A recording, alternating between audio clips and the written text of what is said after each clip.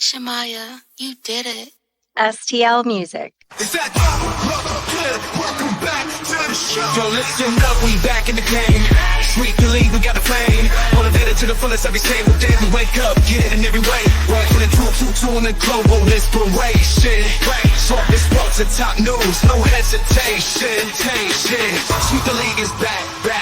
We always coming back, that's a fact. Wanna tell them that STL Music, mama, we did it, where we at?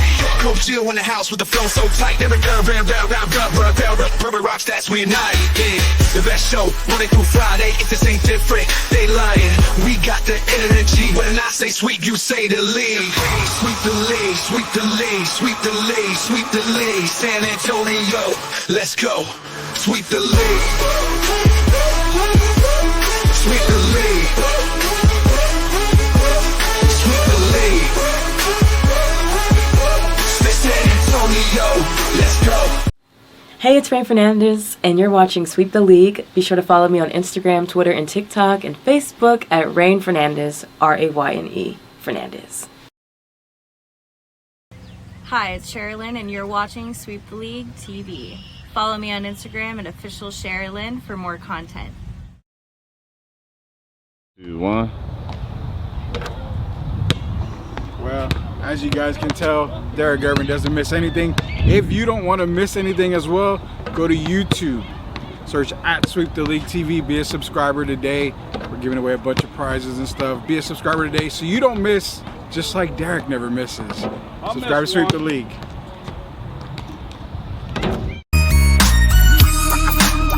Hey, this is George Iceman Gervin, and you're listening to Sweep the League Radio.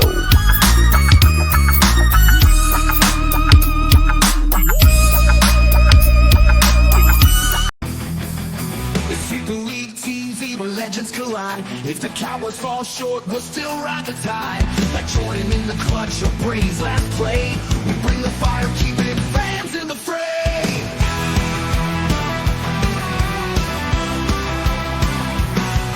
Coach Gio and Rudy calling the shots, with Derek Gervin straight Hall of Fame thoughts.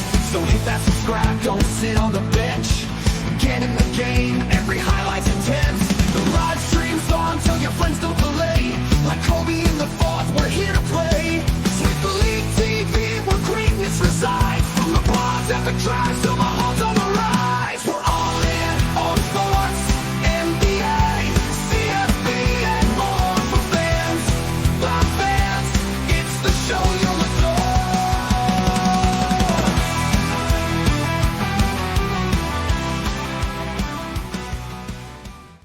No, you are not seeing double. You're not having deja vu. I am back again.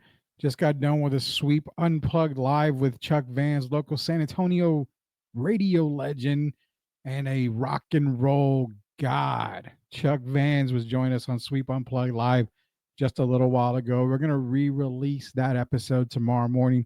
For those of y'all who didn't catch it earlier, catch it again. Amazing show talking about the Mount Rushmore of rock and roll. Who do you have in the top 4? One of Chuck's bands, I guarantee you would have never guessed, but the only way for you to find out is check out Sweep Unplugged Live. It's going to have the replay tomorrow morning so you guys can take a listen to it. Nonetheless, it is Sweep the League. It's a wacky Wednesday edition, the Wednesday night showdown. Appreciate everybody joining us in tonight. JD Wyatt, Sweep the League. What is up, JD? Shout out to JD. Southern Fried Sports podcast. Check it on YouTube. Great content. Great guy. It's awesome. Check it out. I do from time to time. Drop comments on there. Appreciate you joining us here, JD, for Sweep the League. Let's bring him in. It is Hall of Famer, and I'm hoping to get breaking news from him, but if not, then we'll wait for it a little bit here, but we're going to ask him to see if anything's changed. It is the Hall of Famer himself. Hall of Famer Derek Gervin's joining us tonight. Derek, how are you doing, man? I'm good, man. How you doing? I'm good, man. It seems like it's been forever, man. God, it's been a few days. It's been a few days, but I'm glad to be back. Yeah, how's everything going with you, man? It's going well, man. Nothing's changed yet. My big day, Saturday. I'll break the news one way or the other to everybody. All right. So Saturday. Now, people have already seen posts. I know I kind of jumped the gun a little bit because they posted it, but other people in media as well Yeah. have posted the same thing. The speculation, and to be clear, I made it perfectly clear yesterday. I did say that, the rumor mill has it, and I explained that rumor has it that, there's a possibility of you being a head coach, not for the Spurs. Let's just say not for the Spurs. We'll take the Spurs off right now. We're Not not yet. quite that far yet. But there are rumors that you could be a head coach of a local team in San Antonio. So once it breaks, either way, we'll definitely have you on to talk about it and all that. But they can catch you on Sweep the League every time we're live anyway. So not even worried about that. Just wanted to make sure that we didn't miss any breaking news and I didn't Well, have to no, go. I have a big meeting actually Saturday, and I get a chance to meet the team Saturday, and then we'll go from there. Awesome. Awesome. So we'll have an answer this weekend as to where the direction for Derek on the head coaching job goes. But appreciate you joining us on, man. We just got done talking to Chuck Vans, San Antonio rock and roll legend, man. He was awesome on Sweep Unplugged. But now we got to get into the serious talk, which is the sports talk. The sports world is calling us, Derek. Man, last night I was talking about college football. You got two massive games this weekend. Army and Notre Dame. You've got Ohio State versus Indiana. The showdown, everybody. I remember telling Gio, what if Indiana's undefeated going into Ohio State? How crazy would that be? Gio said it could happen, and sure enough, Gio's right that it's happening. We're seeing an undefeated Indiana State team heading into a one-loss Columbus to play and a one-loss Ohio State squad. Not going to give any picks, but this has to be one of the most exciting college football weekends we've had in a while. Man, I have to say yes, but man, really every single week has been a blockbuster. Mm-hmm. It's been a good year, and what's made it so good is it hasn't been it hasn't been what they call the chalk, where it's only the favorites are winning. And we're so used to Alabama, Georgia, LSU, but this year is a little different. We got some surprise teams like Indiana, even like Oregon. I talked about Oregon. A lot of people didn't expect them to be as good this year, but we got some teams that have been surprising. Colorado. So it's been a great year overall, and I always like it when it's non-predictable. You have to actually watch the game to see how it plays out. So that makes it a lot more exciting. Yeah, it does. It's amazing. And I actually think I had Colorado. Yeah, as good as they've done, and I'm not gonna lie, I've always apologized to Gio and everybody else when I said, hey, you know what, I didn't have Colorado winning this many games. I had them 5 wins on the entire season, so I apologize to Dion. I shot Dion a text message earlier and said, I'm sorry, Dion. I really didn't believe in you guys. And going into this weekend, they're going to Kansas, Derek, and they're not playing just in Kansas. They're playing in Arrowhead Stadium. So they're going to get the feel of the NFL stadium. And those Kansas Jayhawks, as bad as they've been this year, they've pulled off a couple of upsets in the recent weeks. I told people last night, this is a game where I think Colorado needs to really be on upset alert because Kansas is a team that can definitely make some noise and knock Colorado's hopes and dreams out of the CFP. Well, I think it might be a blessing for Colorado that it's actually not in their in Kansas home stadium, especially after the week that Kansas just had. Pulled off a remarkable upset, and I think the good thing is that they're playing at Arrowhead to kind of, I'll say, even the playing field. Yeah. So it's going to be exciting. I can't wait, and I can't, just like you mentioned the Army. Oh boy, that's going to be a good one. Army Notre Dame. That's going to be a barn burner. And then of course Ohio State and Indiana. I know we'll give our picks tomorrow, but yeah, I'm excited. Yeah, it's kind of I mean, it's not even crazy. I don't mean to call it crazy, but it's a really good season right now. And a lot of people don't like the fact that um, you know, like Indiana gets a lot of hate for being in the 12, but I mean, they are undefeated. They are a Big 10 school. I get they haven't, people can say, well, they haven't played anybody. I say Nebraska, they handle Nebraska.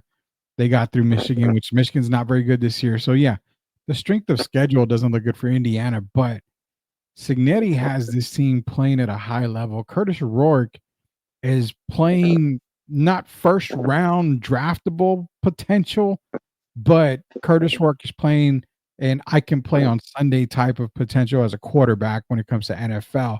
They're getting the job done. They're running over pretty much every team. The chances of them beating Ohio State, yeah, pretty slim. But I give them more than a fighting chance to win. I really give them a good chance to upset Ohio State. But the thing is, why does everybody seem to sleep on Indiana, do you feel? For me, I think it's just because they came out of nowhere is what it is. And then they go to strength of schedule. Not a great strength of schedule, but they're handling business in every single game they play. A lot of people go by past history and they don't go by the current year. And if you look at their team this season, they've been consistent all season. They got off to a good start, and I know a lot of people expected them to fall off quickly, but they didn't. They've continued to ascend, and that's what the game is about. You look at the way they played all year. They've been good on both sides of the ball. And Mr. O'Rourke, he's managed some games, I'll say, but he hasn't put them in positions to lose. He's put them in positions to win, and they've continued to grind all year. They actually, you look at their running game, they kind of exciting to watch for me. And they have one of those coaches that believes in his team. He will gamble a little bit. I think that's what it's about. And we're going to see even against Ohio State. No telling what kind of plays Indiana might pull out of the old playbook because they know this is for all the marbles. Even though it's not it's not the playoffs yet. For some teams, it's like do or die because you have a lot of these voters are waiting for these teams to fall off. And you look at how Miami kind of fell off. So I doubt if the rest of the year Miami will be up in the top 4 teams. I know they had them number 4 last week, but I can't see them getting back up there. So for Indiana, this is I think they're gonna pull out all stops. It's gonna be a very, very good game, and I can't say we'll announce our picks tomorrow, but it's gonna be a really good game. Yeah, our picks are going to come. I'm kind of waiting on this because it's either going to come tomorrow or Friday. I know Friday is UTSA, but tomorrow I actually have something coming up. So if we do show tomorrow, it's going to probably be closer to 9:30, about 30 minutes late. So I'll keep everybody updated. I don't know if we're going to be able to attend the UTSA game Friday, but if not, we'll do our picks then. Either way, our picks are going to be in. We're going to do a show for the pick show, so everybody looks forward to our pick'em show. But out of the Oregon, either Ohio State, Texas, obviously. Penn State is the one that a lot of people have circled as the team that could fall out of the top 5. Now, does it happen this week? Probably not. I believe they go up against Minnesota this week. But if Indiana was to happen to pull that win off against Ohio State, how far does Ohio State drop? Wow. So in your opinion, they're going to drop. If they lose another game, that's going to be big because you got teams like if Alabama wins, certain teams have 2 losses. Yeah. And of course, the committee wants to still keep them in the mix, I'll say, in the top 12.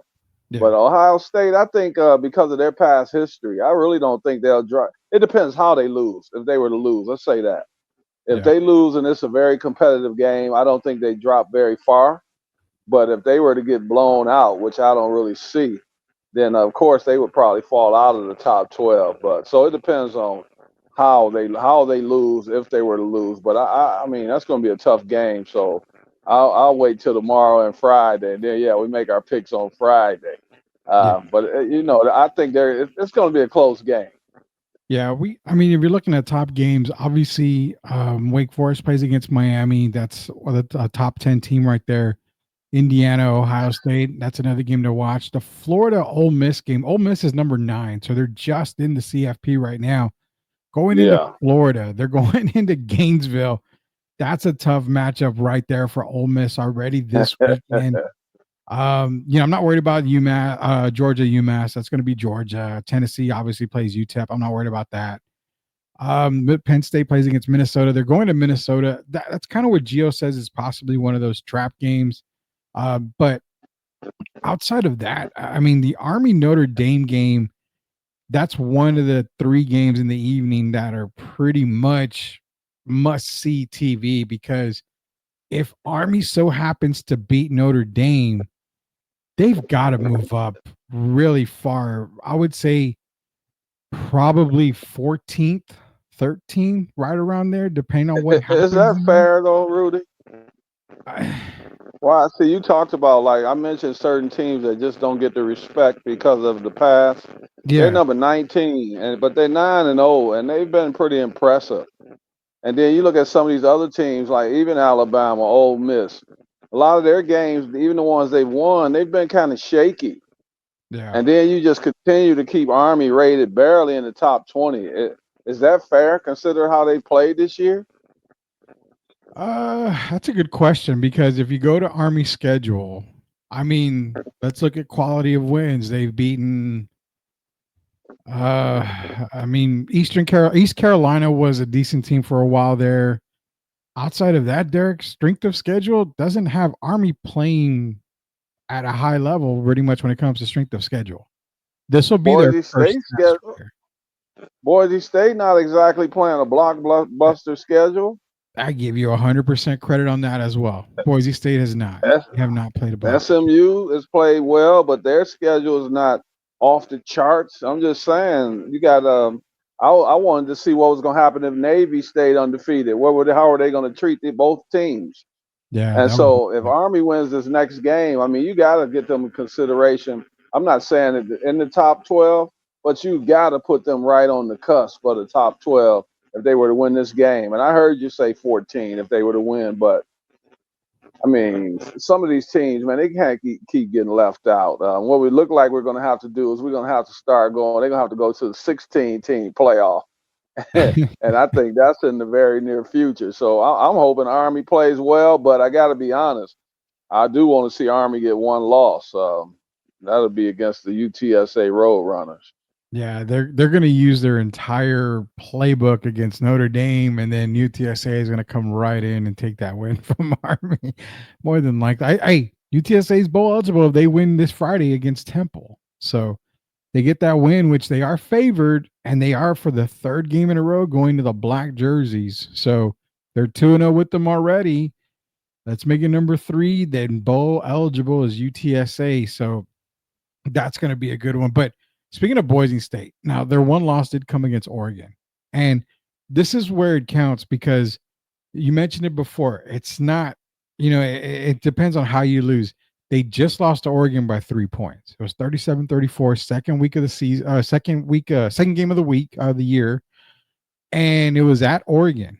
So I consider that a good loss for Boise State. I mean, outside of that, they beat another top 25 team in UNLV, because UNLV, I think, is in the top 25. Yeah, they're number 24. They have some quality wins in there. Washington State, I think, is a quality win. So I can understand Boise being there, but the thing with Army, this is that big game for Army, is getting that win. Do or die. Do or Yeah, I die. can't see them Hey, going Rudy. harder than that. What's up? I don't want to cut you off, but I got a question for you. Right now, if you look at how they stand, would you trade? Should Boise State and Miami be switching spots? Ooh. No. No. Yeah, I don't. You know, I like Miami, but they barely. I mean, they could easily have three losses on their schedule already. Yeah, Miami. I called Miami yesterday the Kansas City Chiefs of college football. I was going to say they've gotten some. Yeah, Well, we've been honest about it. Yeah, that's why I asked. Yeah, they're the Kansas City Chiefs of college football. They've gotten real lucky, and I mean the Virginia Tech win. They won by 4. They beat Cal by a point. So I mean, you're right. We kept saying week in and week out, maybe this is the week that Miami's going to lose, and then Buffalo beat Kansas City this past weekend. So That's something you called already weeks back that Buffalo was going to beat Kansas City.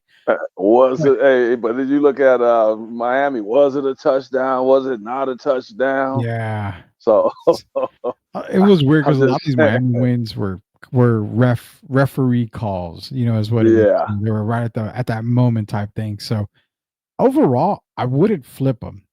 Miami, even though they barely won, it's still a W.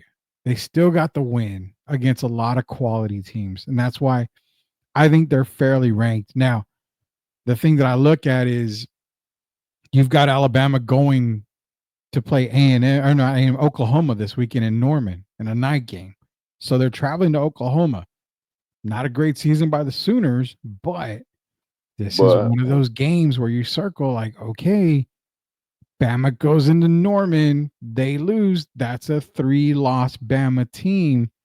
Does that wipe them out of the college football playoffs? Doesn't necessarily wipe them out of the rankings, probably, but I can't see. I would lose to them. I think if everything else stays the way it is, I could see Bama going down to 16, 17, probably. well, if you're being fair, they should. But they are the Alabama Crimson Tide. And for me, yeah, one more loss definitely takes them out. If you look at the top 25, you don't see LSU up there anymore, right? No, they're done. So I would think of if Alabama lost, they would have the same fate as LSU. If they lose this game, Oklahoma, this could be one of those upset games, though. You know how hard it is to play in Norman. Yeah. So Alabama's going to have to come ready. If they win the game, it's a good thing on their record. But if they lose this one, you have to drop them. I believe they have to drop out. I know it'd be hard for the committee, but at some point you got to do the right thing. And if they would have lose this game, that for me that finishes them as far as the playoffs.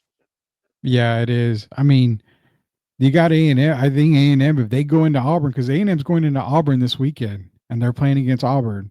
And that's a very tough place to play, even though Auburn is 4-6. A lot of times you throw out the records. And if A&M gets that win and Bama loses, clearly A&M's got to be higher than Bama. I mean, you're talking about a 9-2 A&M team, and if Bama loses, that's a 8-3. Temporarily, yeah, Temporary. temporarily, because we know what A&M has to go up against the following week. Yeah, yeah, definitely. I don't know if A&M gets in the top 12 because if they lose to Texas, that puts them at 3 losses. And I can't. You know what, Derek? It's just a crazy NCAA season. It's really Yes, I'm crazy, man. telling you, it's exciting, man. And then even you look at Notre Dame, and we know their history. Penn State, we know their history. Yeah, So both of those teams right now sitting on one loss. If one of them were to get upset this coming week, I wouldn't really be surprised. But it's going to be a lot. If that were to happen, yeah, it's going to be a shakeup in the rankings.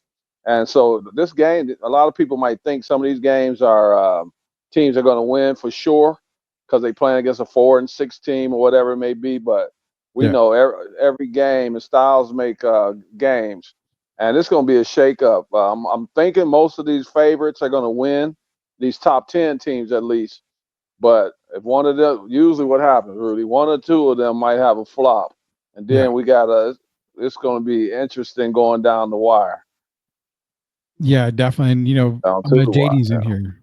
JD's in here, and he's completely correct. Penn State's history is terrible against top ranked teams, and they really are a terrible team against top ranked teams, man. I appreciate the comment there, JD. And it's kind of funny because Penn State does go into Minnesota this weekend. Again, Minnesota's 6-4. They're above 500. I think this is one of those weeks where you kind of circle and think, okay, do we see the bad Penn State team come out against Minnesota? Minnesota controls the game, controls the ball, controls the field. Penn State probably comes out with the loss. And I'm not saying they're going to lose. I'm not going to take Minnesota to be Penn State in the pick 'em. But this is one of those games where, like you mentioned, you kind of overlook a team. This happens, that happens. So it's a possibility that Penn State may be done. I don't know. I mean, I don't know. That I don't I know. have more faith, Rudy. I have more faith in Penn State this coming week than I do in Notre Dame. Oh yeah, yeah.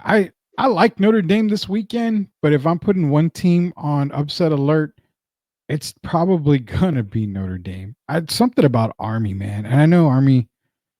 They haven't played a whole lot of people. They haven't played with a tough, worse schedule. It's easy cupcake, but it's these games that get you ready for a bigger opponent. That I mean, hell, Army can come out and just beat Run the that crap ball. out of them. Exactly. I mean, you control the field, you control the clock, and there's not much Notre Dame can do if you keep the offense off the field. Like, not at all. Well, Notre Dame they're not like the juggernaut offensive team. No. And so when you play a team like Army that runs the ball well, and it is all about time of possession. And when you can run that ball and you can move the chains, that gives a team like Notre Dame problems. So we know what Army's game plan is going to be going into it. But it's going to be, can the offensive line handle Notre Dame? We already know, and it remains to be seen. But we already know what Army's going to do. Can Notre Dame stop it? Yeah, exactly. And Notre Dame, I mean, they do have that early loss to Northern Illinois. JD's in here. Notre Dame is also getting credit for being a then ranked Navy team. Notre Dame defense will handle Army. He does believe, but he also says the combo is great. He says Notre Dame's defense is top tier, but the offense, not so much. And that's the problem, is that if Army can kind of jump out a little bit on them, kind of control the clock, kind of run the ball, keep the offense off the field, it's going to tire out Notre Dame. And that's what it is. It's going to have to be ground and pound stuff for Army this weekend against Notre Dame. It is Hall of Famer Derek Irvin, Rudy Campos Jr. We come back. It's kind of weird, Derek. PFT didn't release their rankings. I've got them, but they didn't release the rankings. So we're going to have to go by what they have written down more than the actual visual side of this. When we come back, we're going to talk about pro football rankings, as a Super Bowl pick is number one. Who could that be? Where do they reside? In Michigan? I believe so. Jared Goff, MVP. We're going to talk about all that when we get back here on Sweep the League. Derek and Rudy Campos Jr. will be back in a couple of minutes, guys.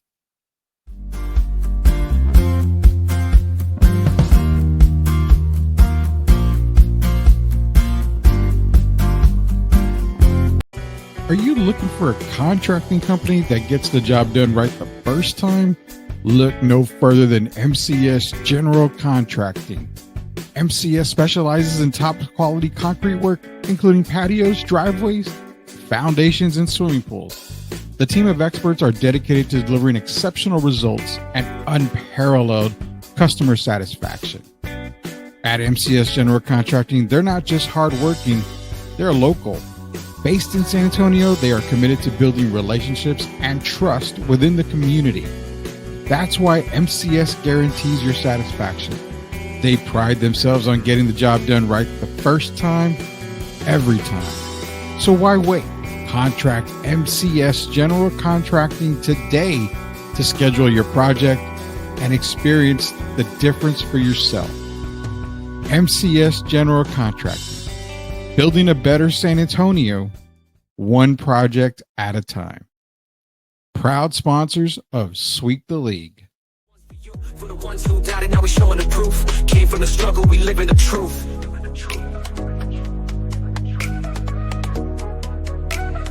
STL Music.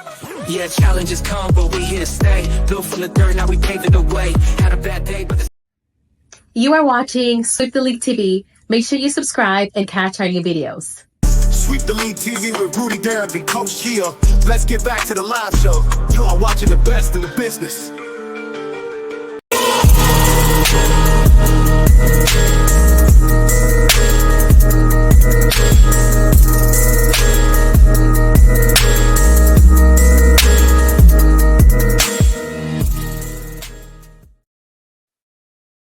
All right, shout out to JD Wyatt out here. He was on the show with us a little while ago here. We bring Derek back on here. All right, JD Wyatt's in here. Says Derek and Rudy, for real though, great conversation.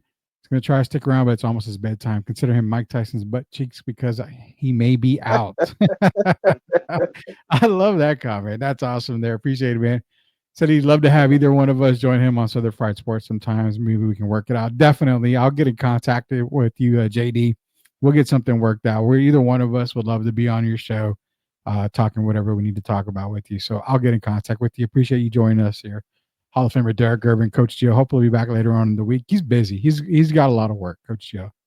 They got a lot of changes going on in his job, so he's having to upgrade a lot of stuff. So all jokes aside, no PTO time for Coach Gio. He's just got a lot of work going on. So you got myself, you got Derek Garvin, and of course JD Wyatt. We'll have to have JD on the show one day as well for Sweep the League. He's a great guy, great person to talk to. So otherwise, man, PFT, I'm upset. I'm gonna email these guys and be like, what are you doing to me?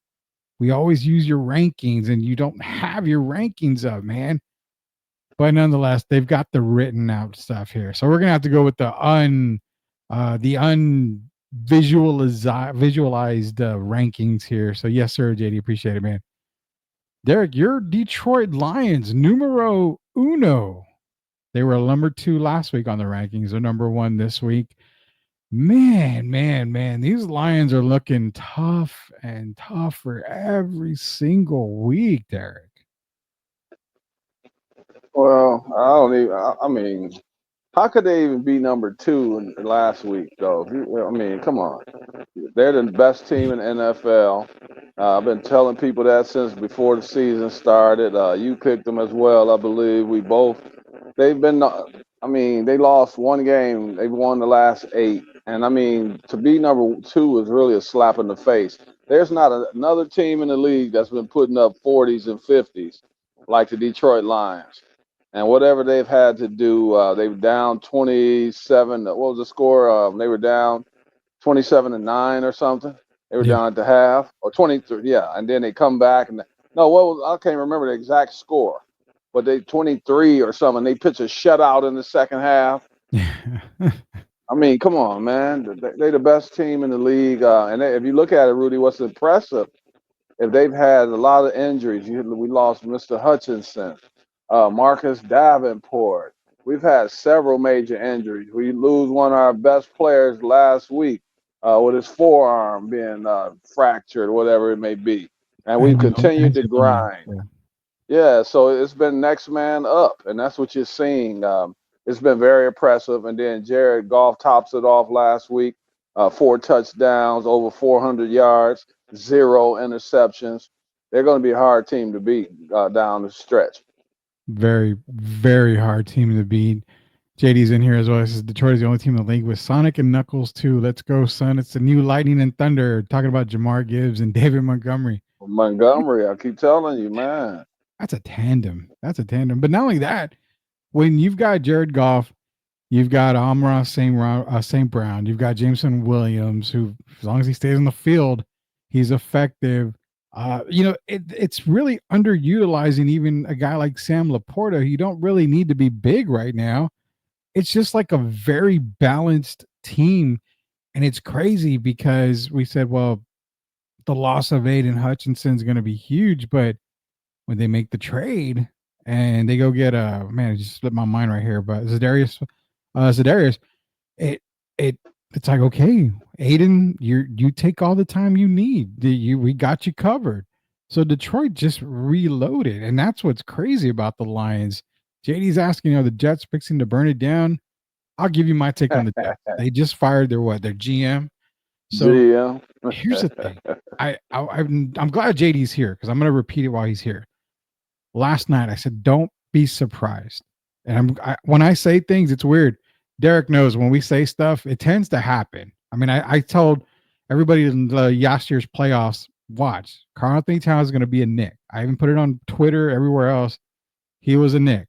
I'm telling you right now, one guy to keep an eye on, Derek, in the offseason, Trevor Lawrence. I think Trevor might be a Jet starting next year. I really feel that the Jets are going to not draft a QB. They're going to go with somebody with experience because they've already got Devontae Adams. They got Breece Hall. They got Garrett Wilson. They don't need a rookie to throw to these guys or hand the ball off to these guys. They need someone with experience. Jacksonville's given up on Trevor.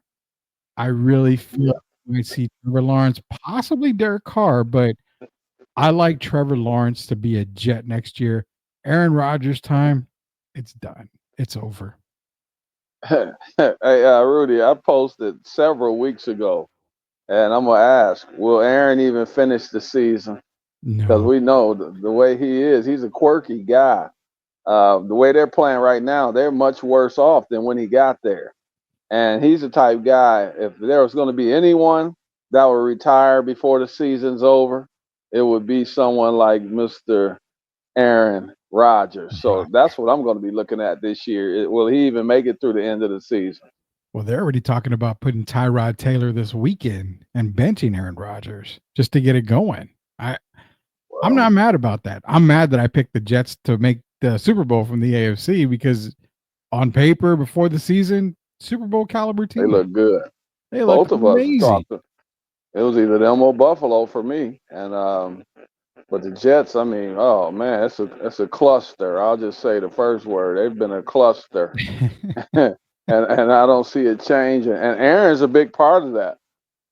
Yeah, he is, man. Shout out to Chuck I mean, Vans. off the field, Rudy. Oh yeah. I mean, off the field, like some of the interviews that he does. And when he throws guys under the bus, and that's the only thing. I was a huge Aaron Rodgers fan throughout his career, and even with the Green Bay. But Yeah. when things didn't go well, he had a history of throwing guys under the bus, whether it be the players or the management. And that's the biggest thing I haven't liked about him. And that's the stuff that filters into the locker room and tears the team apart. And if you look at them now, he sits over there like a diva when things don't go well. You notice he sits by himself, Hmm. and I just don't think that's good for the chemistry of the team. And you're seeing what's happening now. They're self-destructing. Yeah, that's a Super Bowl pick that's down the drain now. I mean, they're not even going to make the playoffs unless they go all the Playoffs? You kidding me? undefeated. Like, there's Playoffs? no way they're going to make the playoffs at all unless they go undefeated the rest of the year. Chuck Vans is in here. Shout out to Chuck Vans. We had him on Sweep Unplugged live a little while ago. That show's going to replay again tomorrow morning, so you guys can check it out. If you didn't check it out, very good show with Chuck Vans.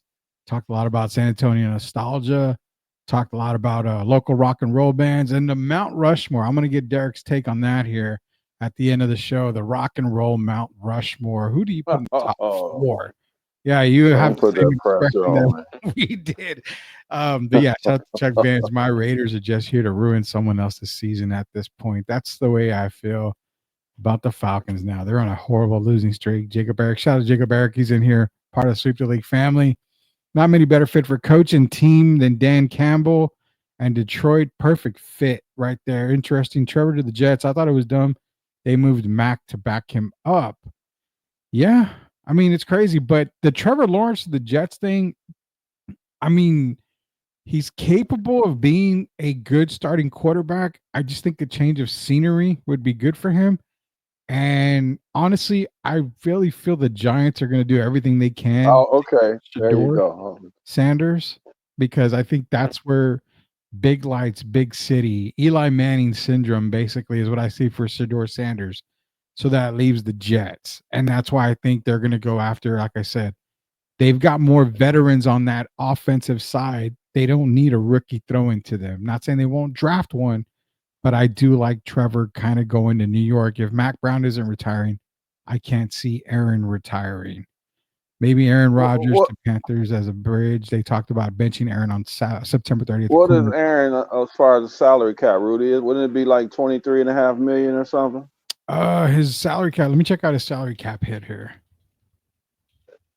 I can get that for you in just a Yeah, I sec. believe it's 23.5 million. So dead cap space. If I'm reading it right, the cap hit for him would be 17 million, but next year would be 23 and a half. You're right. Next 23 year, and a okay, half. 23.5 million for the next season. Yeah. Yeah, it's 23 and a half million. So it's a lot. It's a whole lot, but I mean, you're almost going to have to take that cap hit. I mean, I don't think you can move him. I don't think you can trade him unless you give up a whole lot. You're going to have to give up a whole lot to You just don't even move him. want to bring him back into the locker room. No. I mean, it'll be the same thing all over again. And you got to be honest, man. Aaron knows he's shot. he's a shot quarterback. He knew it when he signed. I believe he came back for the money. And Yeah. I'm just being honest. I don't think he expected the team to go very far. And even when they brought in Devontae Adams, I think we talked about that earlier. That didn't really move the needle. Mm-mm. And I mean, he's just not the guy that we're accustomed to seeing. And he slowed down. And you know, Father Time is undefeated. And I think that's where Aaron is right now. Yeah, it's Father Time's undefeated. And that's why we were pleading with Devontae Adams, do not go to the Jets. Do not go to the Jets. Do not go to the Jets. There's better teams. Reason being, Aaron's not going to be there forever. You have a good contract. He's not going to be there forever. Now Devontae is stuck. That's why they've got to go get a veteran QB. And JD says, good recall, Derek. On that, he gets paid $1 million a week for Pat McAfee. It wasn't money, so I don't know. Aaron's just all in the money right now. But going down the rest of the power rankings, I think the Super Bowl preview that you're hoping for is right there, 1 and 2. Lions, Bills, number 2. They beat the Chiefs, giving the Chiefs their first loss. Josh Allen's just he's looking good. He's looking good. I know you've MVP. got Jared Goff as MVP, but No, I said I want Jared Goff. I said that he would be right there because I felt that they would have that kind of year. But yeah, Dan Campbell is kind of if you look at it, they haven't been letting him go down the field. He's not throwing a lot of the bombs, I'll say. yeah, And so if you look at what Josh is doing right now, I would have Josh as the favorite. I would have Goff in the top 3. I yeah. don't believe Lamar's in the top 3 any longer. I'm gonna tell you who I'm surprised about. Even though they're losing, I'm surprised to see Joe Burrow keep dropping. Because if Yeah. you really look at his statistics, he's having a heck of a year, and it's not really his fault. They got some things going on in their locker room. We know Jamar Chase is not too happy with the coach. But right now, my favorite would be Aaron. I mean, I'm sorry, it would be Josh Allen right now. Yeah, Josh Allen definitely probably is. I would think he's a front runner easily for MVP right now. Jared Goff's going to get the love because of the Lions' record, because of how the Lions are playing. They're putting up points, but a lot of it has to do also with Jameer Gibbs and also David Montgomery. It's the Lions are winning on a total team effort. So MVP is not a team award; it's a player award. It's the most valuable player, not the most valuable team. You're right, man. Burrow, I mean, he's over 3,000 yards in the season. He leads the NFL in passing yards. He's sitting at 27 touchdowns. That leads the NFL. He's only got 4 interceptions, got a quarterback rating of 106. I mean, I would truthfully say in a losing cause, Burrow's got to be up there. I mean, Rudy, come on, gotta be. If you take him off the team, they might have one win. I get that, but can you possibly put it, because he's easily got 400 plus yards on Josh Allen. He's got 9 more touchdowns passing than Josh Allen. He has a quarterback rating that is 7 points higher than Josh Allen. So if you throw out the record, it's easy to say that Joe Burrow probably is your MVP right now. I don't put him over Josh because I mean Josh is literally carrying them on his back, like he does pretty much every Good year. point. And that play that he made, I think that'll stick in the voters' mind. The play he made on 4th and 2 To win the this game. past Sunday. Yeah. Yeah, that had to elevate him a lot because we know we didn't want. First of all, you don't want Patrick Mahomes to get the ball back at the end of the game, and they went for it on 4th and 2, and lo and behold, he looked like Eric Dickerson, and I'll say it again, Earl Campbell combination is who he looked like. I said that earlier about Derrick Henry, but if you look at Josh, he ran through a bunch of guys, and then he finished it by running over a guy and getting into the end zone. So. I think that'll stick in the voters' minds, and then how well they plan. Only 2 losses. Right now, he would definitely be for me. He would be number 1 without question, even over Jared Goff Yeah. I mean, or Josh, Burrow. yeah, honestly, if I'm ranking him right now, I probably go Allen, Burrow, Goff is my top 3 right now. I think that would probably be fair.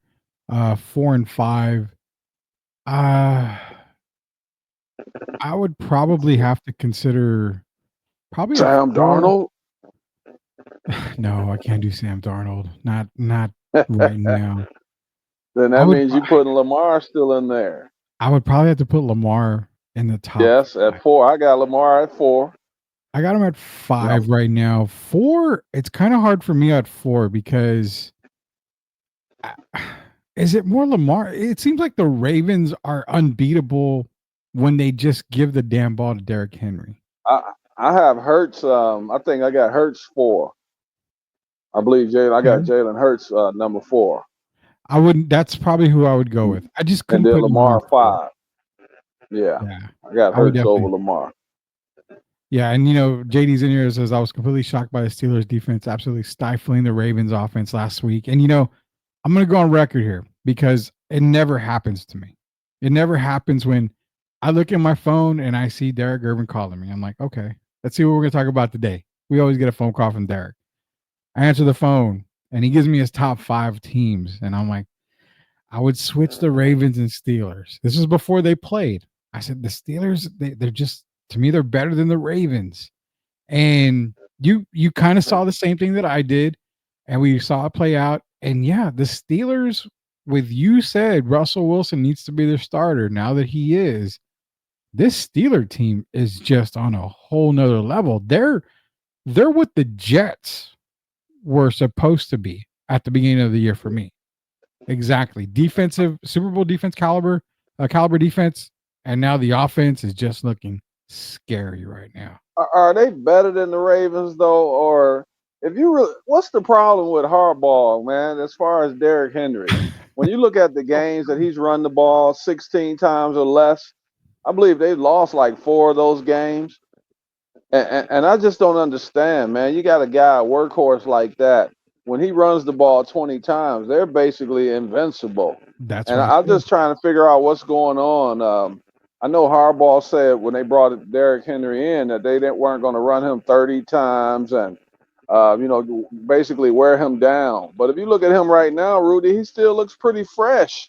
And I Yeah. just can't understand why he's getting 16 rushing attempts or 13 attempts. That just doesn't make sense to me. Yeah, it doesn't make sense at all. And that's the reason why a little while ago I said I don't know if I can have Lamar at 4 because the Ravens are unbeatable when Derrick Henry has the ball and he gets a good amount of attempts. That's what makes them unbeatable because then when Derrick Henry's on, then Lamar, it's almost free game for him. It's unfair because now Lamar can pass it. He has time. He can do an RPO and he gets his, 60, 70 yards a game.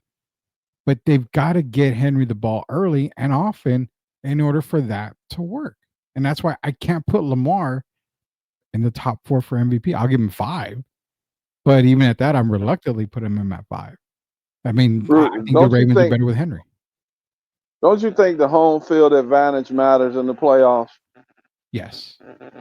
It seems like Harbaugh doesn't think it matters. And I don't understand that kind of thinking. Because it's not like the Ravens they won a Super Bowl, but with this squad they haven't.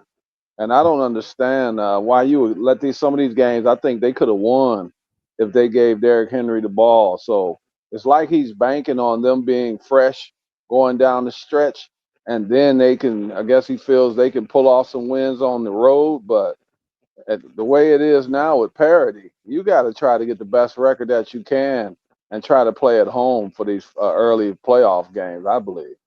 Yeah, JD's in here says Lamar still has a bit of a choke in him. He doesn't know why. Now, I'm gonna recall something. He sees it. Everybody sees it. That's what we. Well, I'm not a big fan in the playoffs, Rudy. I still think he has trouble throwing through those tight windows in the playoffs, and I'm still on that. I'm like JD. Something about Lamar, and that's what I think it is. Until I see him throwing through those tight windows in the playoffs, I'm going to always be skeptical about Lamar Jackson. And remember, I told you guys, and we all agreed when we were doing our preseason, or not preseason, but our NFL preview show earlier, before the season started, we all agreed that the Baltimore Ravens are a regular season team. When it comes to the playoffs, they can't get it done. And I said on this channel, on this show, I was the first one to say, if they don't get it done this year, if they don't get to the Super Bowl, maybe the AFC Championship game, I'm considering of the removal of Harbaugh as head coach. Not that he's done a bad job, but you've got to change it up. You can't be doing the, what is that, the definition of insanity, or doing the same thing over and over again without the same result, without a different Expected result. different results. Yeah, and that's Well, what I'm saying. You see Lamar can't, you upgraded the running back position. You brought in a top tier talent running back.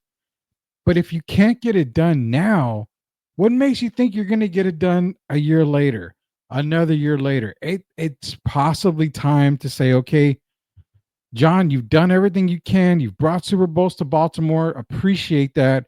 But we got to go in a different direction. And I got a lot of flack for saying that. But at what point do you realize that at playoff Lamar and playoff Harbaugh just don't get it done? well, you got to want the best running back in the league, in my mind.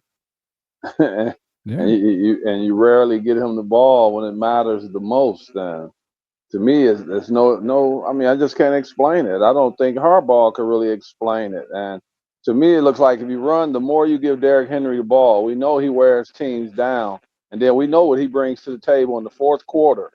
But the more he runs the ball, the easier it makes it for Lamar.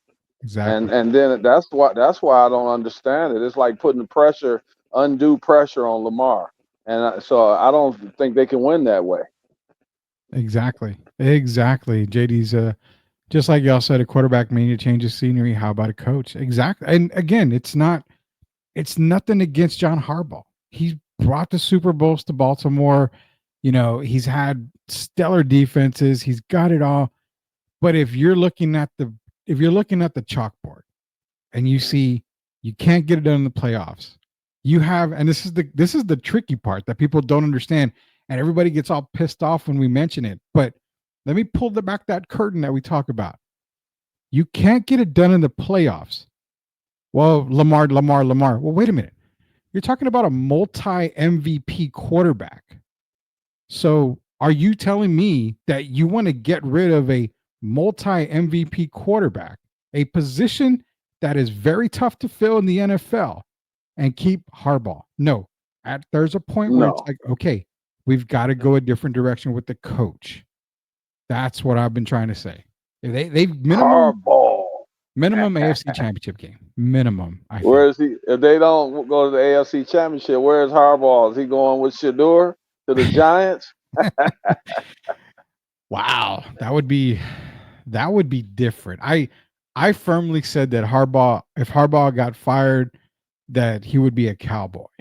I really thought that. I think he makes more sense in Dallas, but the popular pick out there is the guy you mentioned before the popular picks even came out. Vrabel. Was Mike Vrabel, and he's the top choice there to take over for Mike McCarthy if Mike gets fired. Not even if, when Mike gets fired, because it's going to have to happen. But Harbaugh to the Giants to get Shador there. Man, but wouldn't you have the same problem with Lamar? I mean, it's like Lamar, you're getting the same exact type of quarterback, except I'm not ever sold on Shador Sanders. So I don't even know if it would work, to be honest with you, in the Giants. I don't either, but we've been keeping up with it all year, and I don't know. These people I don't know what Shador possibly being the first quarterback or the. I still don't understand it, but Cam Ward's got to go number one first. Well, we keep hearing Shador, but right now a lot can change over the next few months. Yeah. But I could see, how about Cam Ward to the Giants? If Harbaugh would have failed this year, I really do think he's gone. Would he take one of those New York jobs? Because I think both teams will come after him, and I think they would open up the vault for him. So it's going to be interesting. Honestly, Harbaugh with the Jets defense and the players he has in place, knowing he has to fill a quarterback role, then I could see a Trevor Lawrence matchup there. The Jets job would be probably heaven for John Harbaugh, I think. Already, you saw what he's done with defenses in the past with Baltimore. So he's already got that built pretty much in New York. Yeah, he's already got that. Let's be honest, man. He probably has the best receiving core that he's ever had in his years in Baltimore. if he goes to the Jets with Garrett Wilson and Devontae Adams. Running back wise, I mean, he had Jamal Lewis, he had Ray Rice, he's had good running back. So when Brees Hall is right there.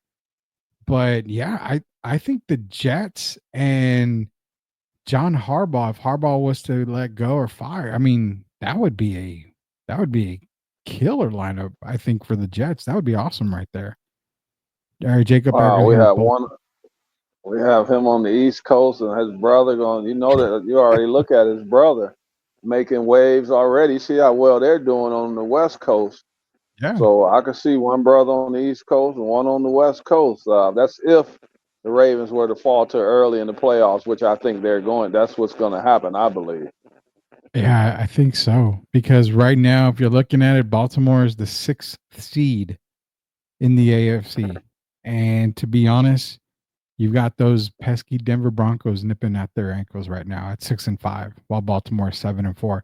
Denver's been looking amazing lately. So who knows? I mean, who knows what will happen to Baltimore throughout the regular season, the rest of the season? I mean, they're 11 games in. They got 6 games left. So a lot can happen in these next 6 games here.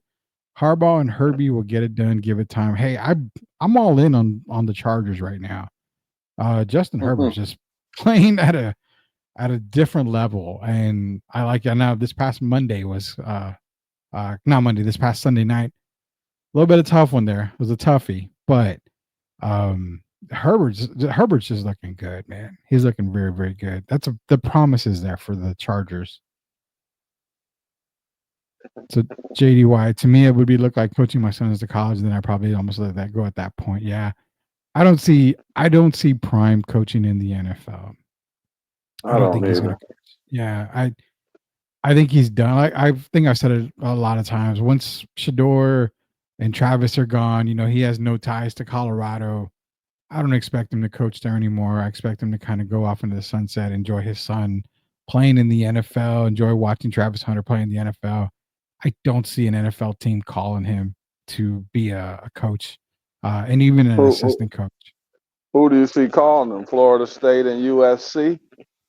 I could see Florida State calling. I honestly, if there's a job out there that I would probably throw the bag at for Dion, it would probably be Florida State. I mean, what better hire than bringing back, Deion Sanders, man? I mean, that's Well, I don't know if he would take that job because they kind of disrespected him they did. for that opportunity. Yeah. So what about that team in Southern California?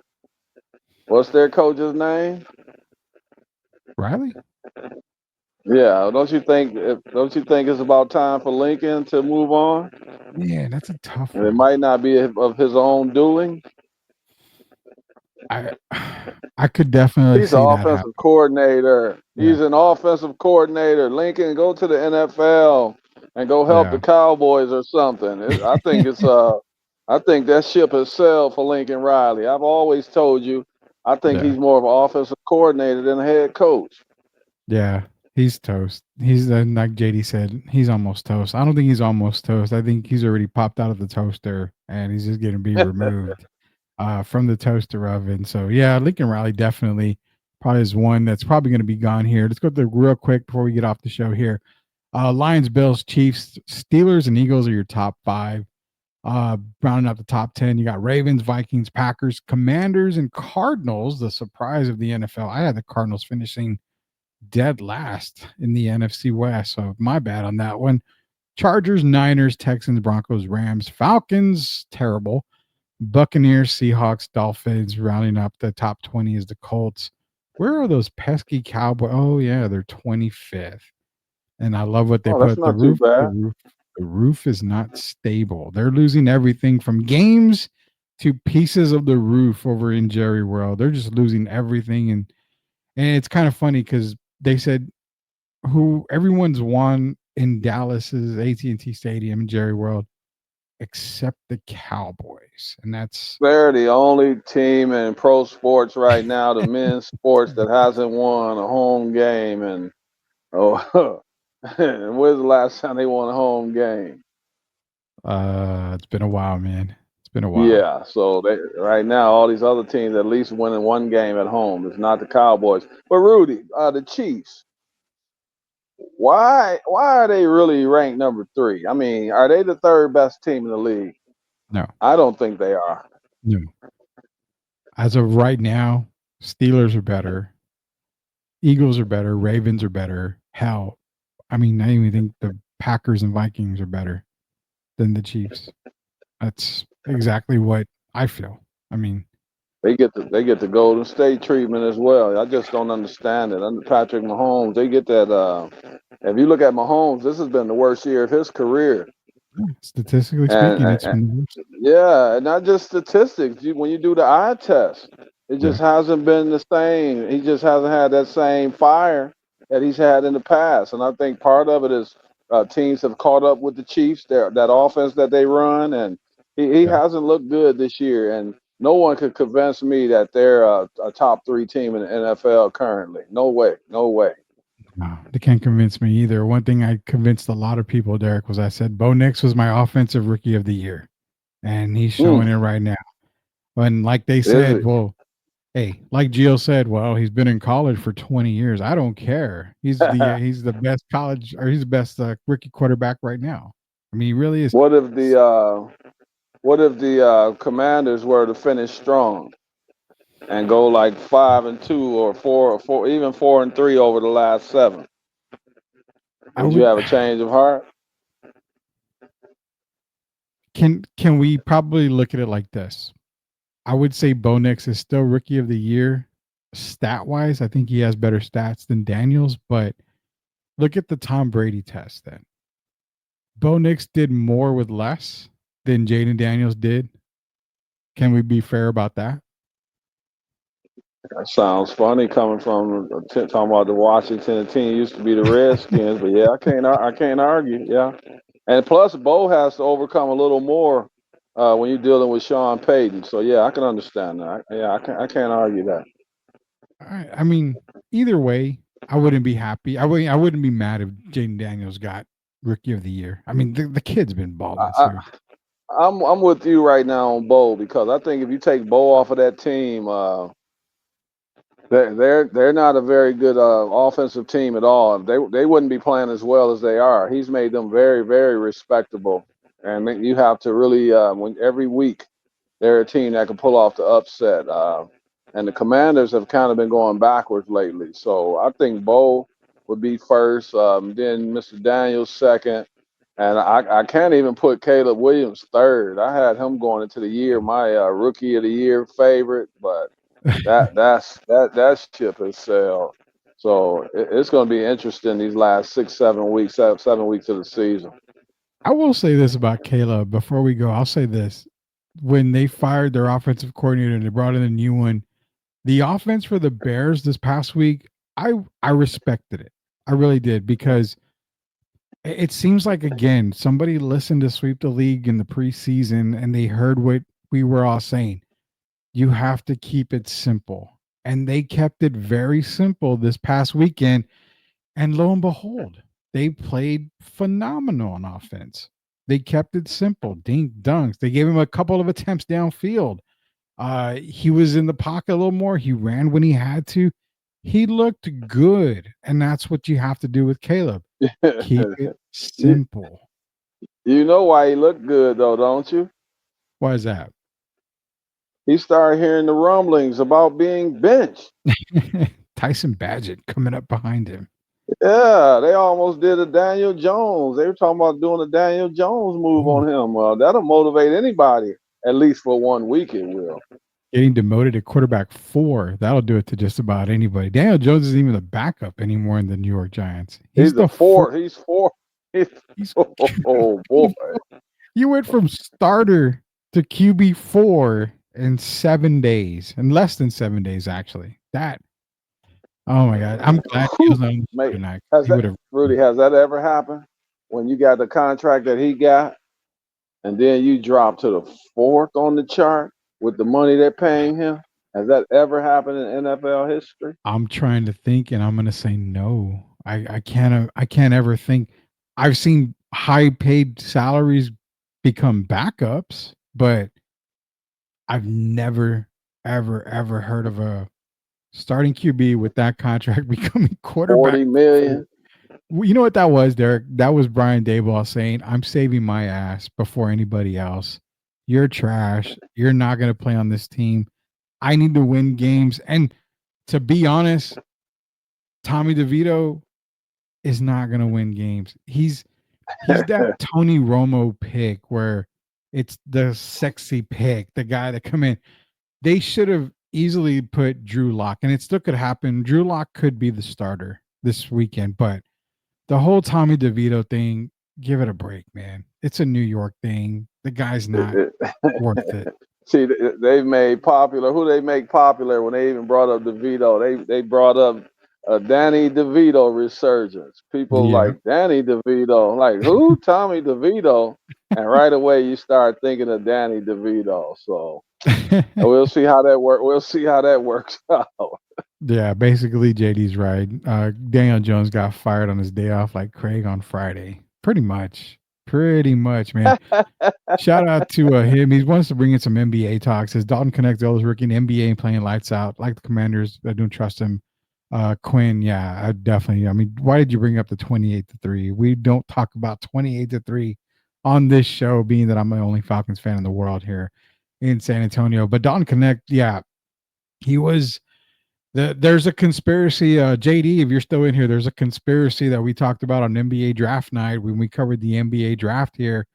We said this: there was no reason why Dalton Connect fell to the Lakers.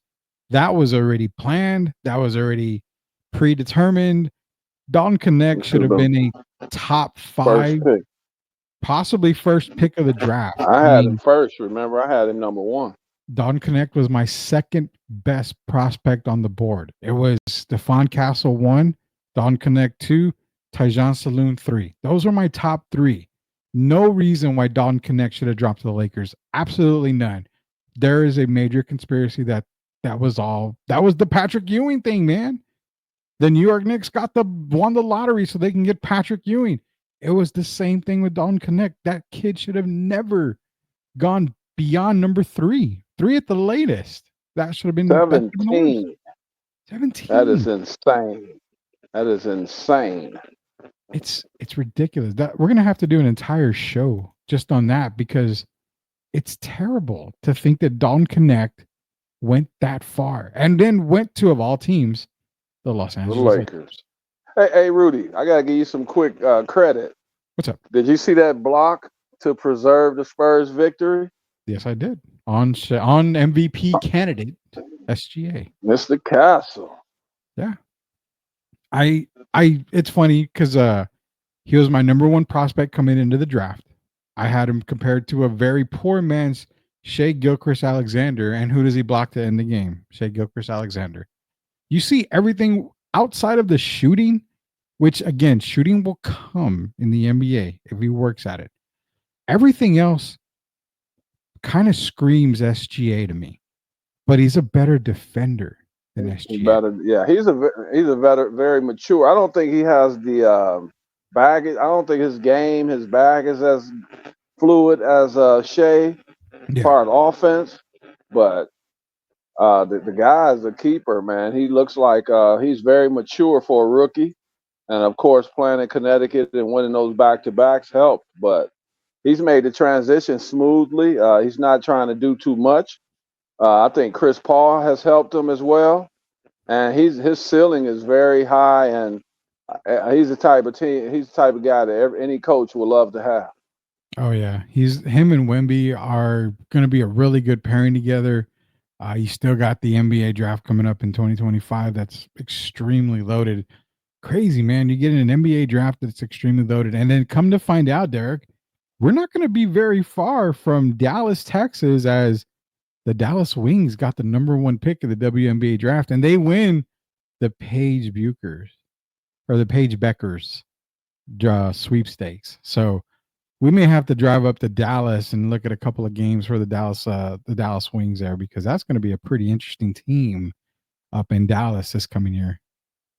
Speaking of Paige, shout out to Gino Auriemma for becoming the all-time winningest college coach. Yeah. Shout out to Gino, man. The guy's been doing it for years. He's just been winning. He's been winning for years.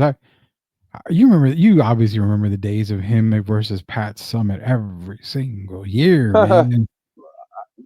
You know, I got grilled down here. The former mayor of Windcrest, I won't say his name, but I had did my list of top coaches, and so I had Pat Summit in there, and the guy asked me how could I have Pat Summit over Gino, and I said because I think Pat Summit did more with less, to be honest Yeah. about it.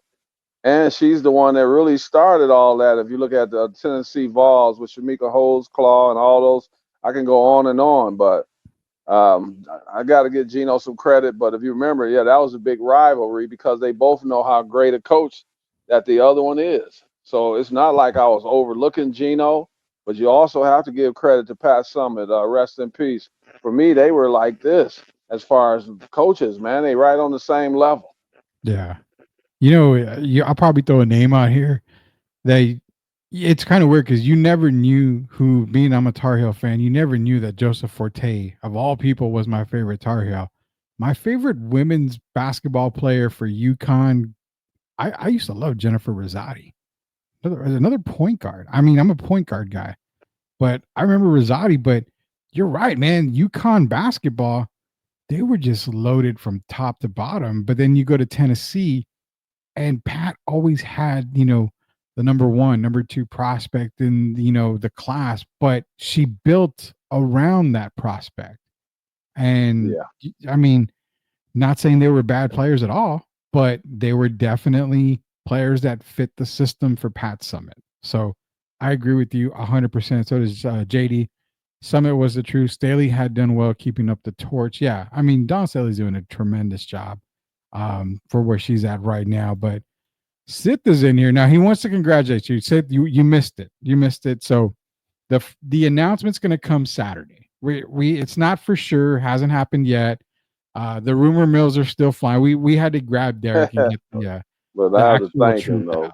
But yeah, keep Yeah, going, they Sith. kind of jumped the gun on that one. But Saturday I'll be making my decision. I get a chance to meet the team, all the guys, and I've met one of the owners, but I haven't met the other owner yet. So until I'm not going to step into anything until I know it's the right decision for me. But come Saturday, I will know, and then once I know, everybody will know right after that.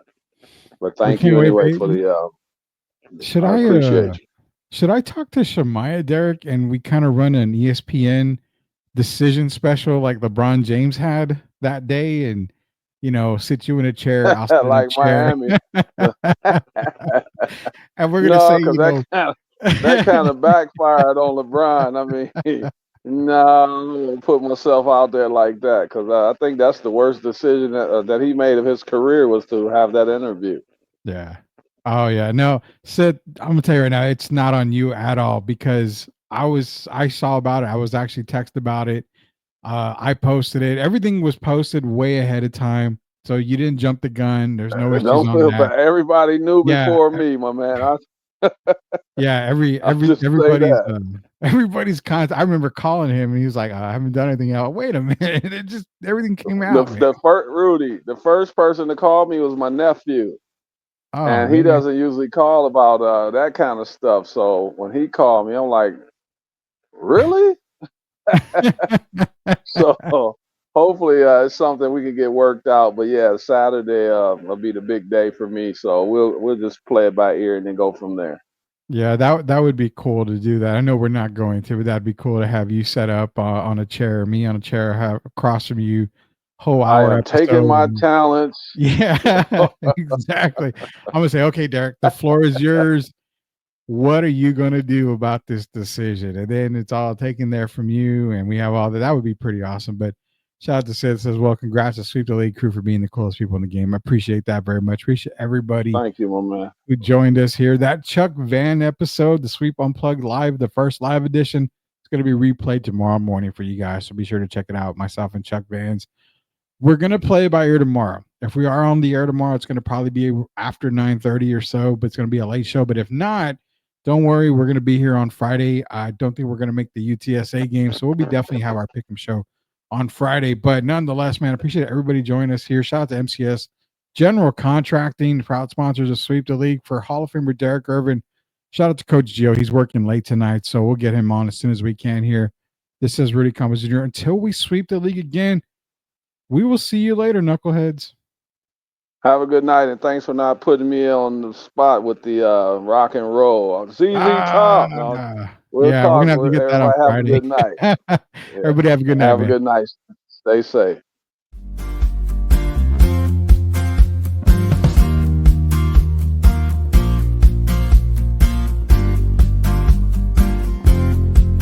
Are you a hockey fan looking for the latest on the Edmonton Oilers, Pittsburgh Penguins, and NHL news of the week? Barry and Carson Best bring it all to you on the Best Boys Center Ice podcast. They break down games, provide insider updates, and keep you up to speed every week. Don't miss out. Subscribe now and join their hockey. Welcome to the Hollywood Bowl. Thank you for selling this show out. That when I talk to you, Cupid walks right. You're gonna get to know me a little bit better tonight. Maybe a little bit better than you bargained for. The sun's engaged in the sky, and my best friends found a new guy. I was really obsessed with this idea that my soulmate was just somewhere out there. Hey, look around. Maybe your soulmate is here. You all have good taste in music. When the gold goes fell on your skin and my hair caught in the wind, the choir sang a melancholic hymn.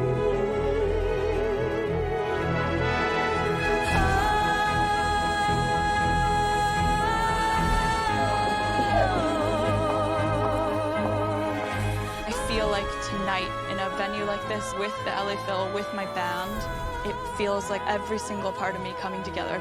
I've never felt more like me. I'll never forget this night. Thank you so much. Welcome to the Lean Left, Lean Right podcast, where spirited debates and open discussions reign supreme. Join hosts Rudy and Shemaya as they dive headfirst into the hottest topics in politics and beyond. They're all about seeking common ground without losing their passion for their perspectives. If you're ready for real talk and honest opinions, subscribe now and join the conversation. Ever wondered what regret smells like? Meet Interception by Dak Prescott. Tired of scoring all the time? Us too. That's why we created Interception. For those men who don't want to score tonight. With notes of missed opportunities and a hint of maybe next time, Interception is the perfect scent for the guy who prefers the friend zone. So, take a break from winning and spritz on some Interception. Because sometimes it's okay to drop the ball.